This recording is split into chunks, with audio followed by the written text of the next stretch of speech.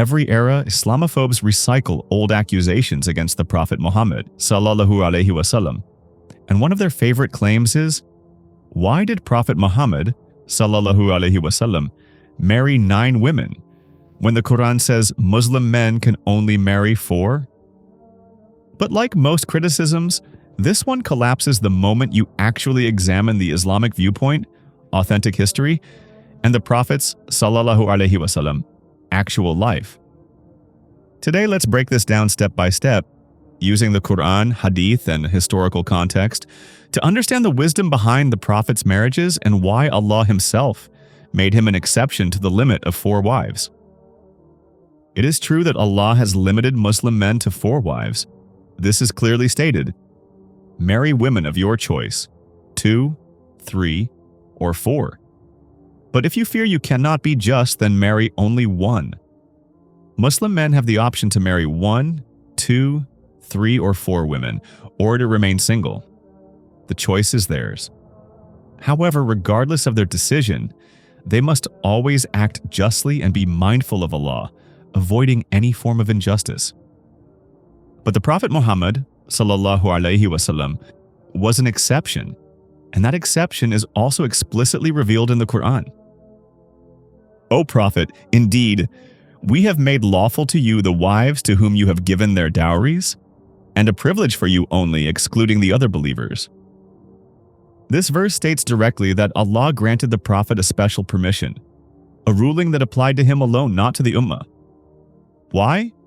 Because his marriages were not for personal desire, but for the survival, stability, and service of Islam.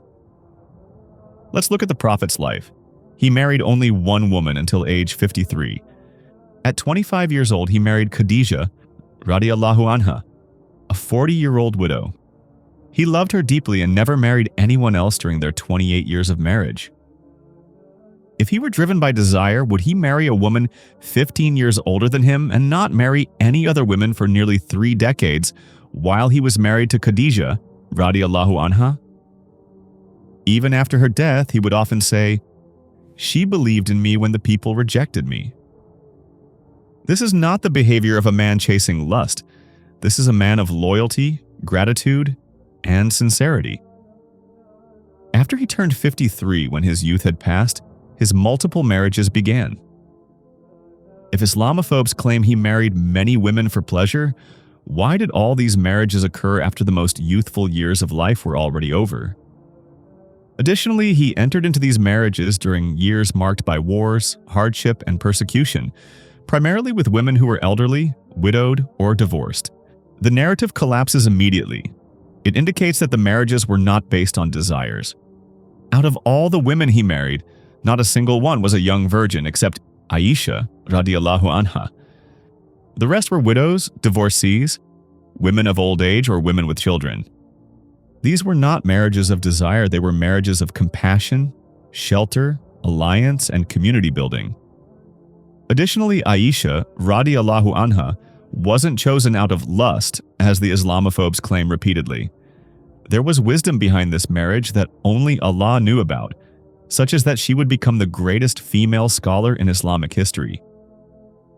Aisha radiallahu anha went on to narrate more than 2,200 hadith, including intimate details of the Prophet's sallallahu alaihi wasallam life, manners, worship, and family conduct.